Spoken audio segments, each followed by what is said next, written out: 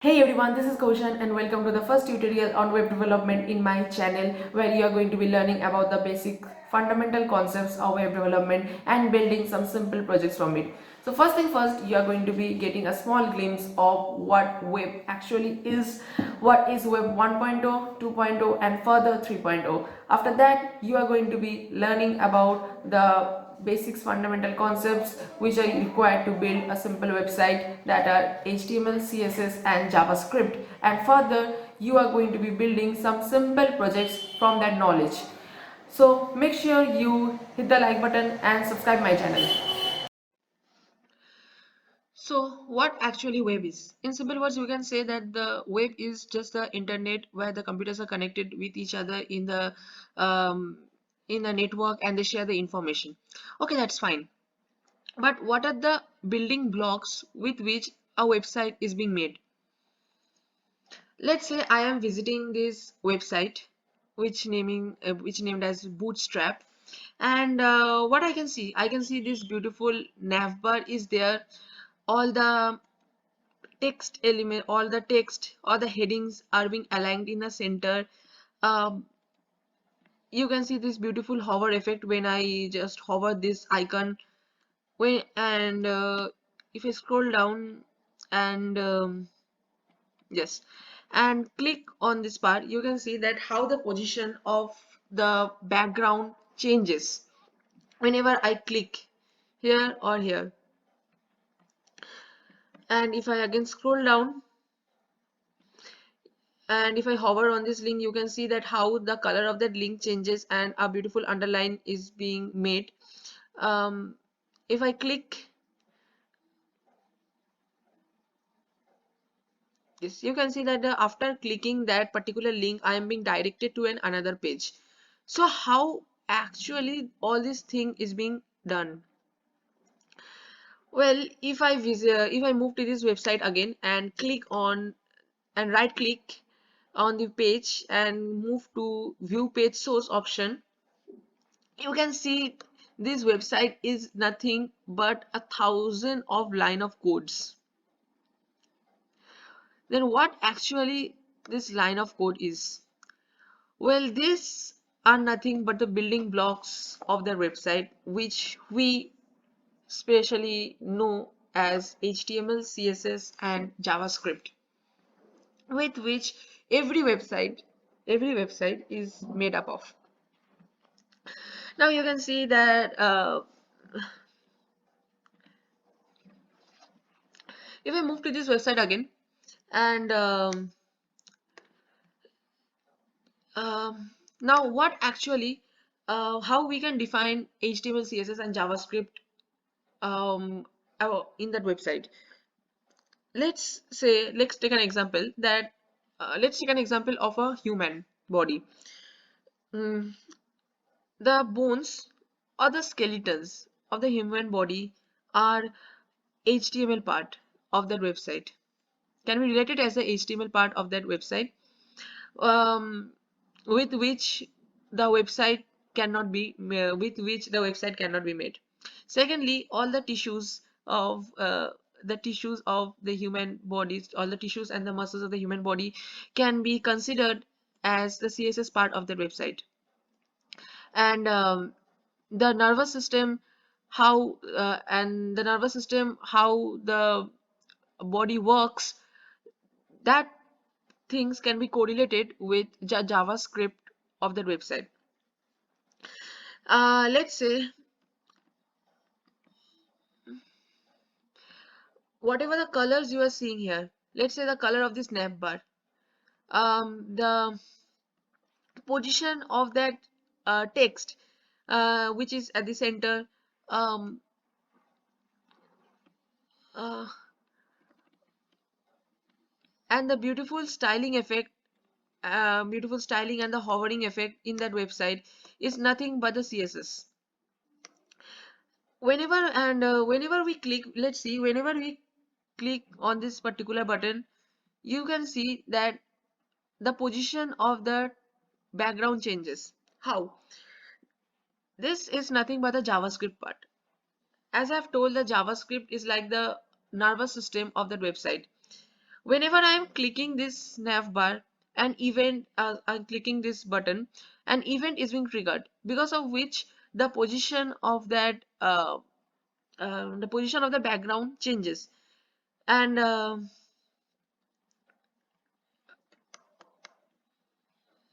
this is being formed. Now if we click on inspect button, um, you can see that this dialog box opens. Now with this I can make you even understand in a better way that how this HTML, CSS and JavaScript are correlated.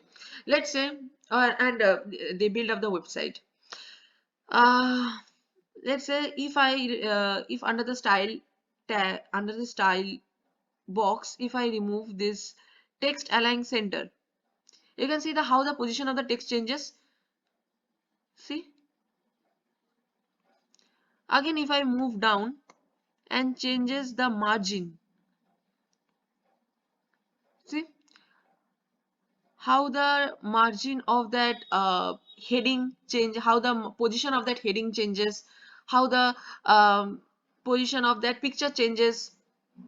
So this is how the CSS build the website, means all the position of that tags, all the position of the nav bar, all of these things are being controlled by the CSS. Now moving to what is web 1.0, what is web 2.0 and 3.0. For this, I have visited a blog post by Twilio, and you can refer this. I will be adding this uh, link in the description below. Uh, if I scroll down and visit on this heading, we can see that what Web 1.0 is.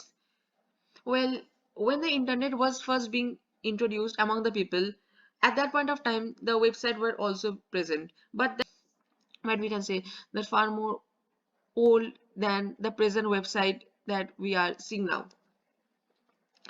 Well, if you refer there, you can see that the web 1.0 is nothing but the read-only web, and it's just and entirely all the contents are static. Well, what does a static means? Suppose if I again visit to this website and I click on this icons, you can see that whenever I am clicking this icon, all the new page is being opened. Correct? So, and whenever I'm clicking all these options, the position of that background is being changes. So this says that the website is not static. The user can interact with that website. They can interact with the links. They can interact with the icons that are present in the website. But at that point of time, all the websites that were being made up of, like the famous website is what Yahoo or Internet Explorer, were made at that point of time, where simply you just a static website. Well, you can check here that how Yahoo used to, how the messenger used to look, means how a website used to look. Well, you can see that the website has nothing styling, or website has nothing like beautiful uh, headings like this. Let us take an example. If we visit to Yahoo Web 1.1 and just click on the image section, yes, you can see that how the website of Yahoo actually used to look when the internet was first being introduced among the people. See, it's having nothing, it didn't have any such style tags, it didn't have any such headings. All you can see um, how the text are too odd, means the user interface were not there at that point of time. Well, this was web 1.0 is 0 is where all the websites were static. The people cannot interact with the website. They cannot it's just the read only section which the website introduced. among themselves. And but later Web 1.0 changed to Web 2.0, where all the social media apps like Facebook, like WhatsApp, like um, and many more other for like Facebook, WhatsApp were being introduced among the people. Now, how this website is differ from that from those website that were being built at that point of time. So you can obviously see that these websites are having all the these websites are presenting its content in customized format among the audience, among the users. So it's having a better and much better UI and UX. UI is user interface, and UX is what we call as user experience, how the user interacts with the website and interacts with the website. Um, well, this Web 2.0 have actually brought a boom in all the um, in all in the internet, in the internet. Um, so at that point of time, the social media apps were being introduced among the people.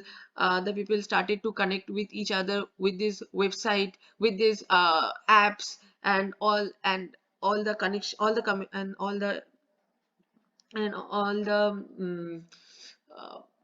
uh, continuously. So this were the advantage that Web 2.0 brought in the centralized system, in the over the internet. Now that what actually Web 3.0 is. Well, whenever the term Web 3.0 comes in our mind, we think about blockchain, we think about cryptocurrency, about Bitcoin, or augmented reality, virtual reality. So, what actually are all these things, and how they're different from Web 1.0 and Web 2.0? Take the example of blockchain. So, the blockchain was first being introduced in the year of 2008.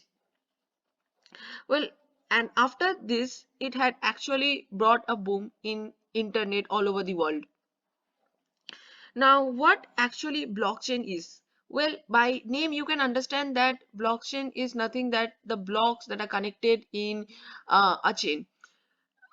Well, in that block, the data are present in an encrypted format, and those blocks are having two hashes.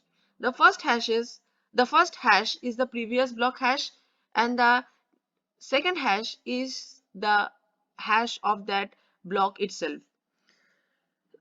Now, since all these blocks are connected in a chain format, nobody cannot try to change the data that are present in the block. Since if they changes the data that are present in the block, the hashes of that block will change. And since the hash of the block will change, the other block which is having the hash of the previous block's hash will also change. So it will change the whole chain, and because of that the and because of that any change that are being made in the block um, cannot be what can I say, that cannot be done, cannot be made. um, so what actually, so where blockchain shows its importance? First, first how the blockchain shows its importance in our present life. Well, actually the blockchain is present is shows our importance in every field, maybe in bank, maybe in this maybe in companies, maybe building any applications. Everywhere the blockchain shows its importance. Let's say, take an example that you are having a property. Let's say that you are having a plot, and how can you say that the plot is being owned by you until you are having a particular will which says a particular government will which says that this property belongs to you. Now, if by somehow that government office where the bill is present catches fire, and all the wills that are being present in that government office burns down. At that point of time, how can you prove that that property belongs to you if any other person claims that this property belongs to them?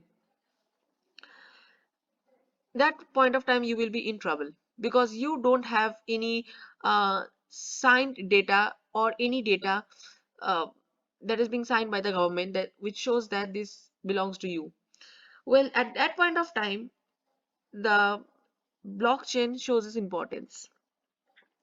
How? Because in blockchain, the will is there, but it is present. In blockchain, you can put that will in a digitalized format, and that digitalized format will be stored inside that block, and that data will be converted into a transaction. And that data will be converted into a hash, which cannot be later be changed uh, by any hackers who is trying to steal those information from that blockchain.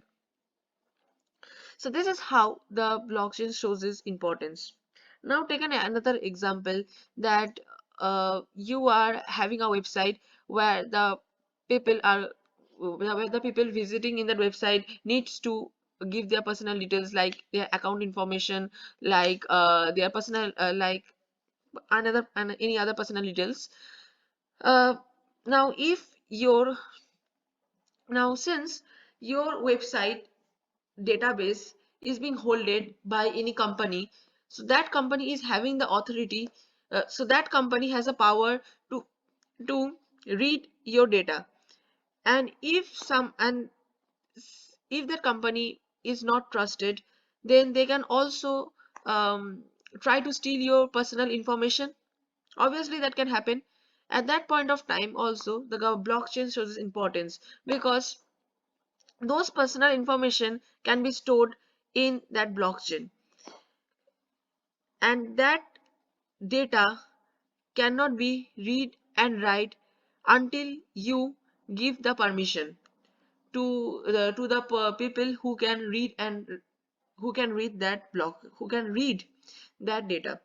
And the second thing is that you cannot change anything in that block once it is being entered in that chain.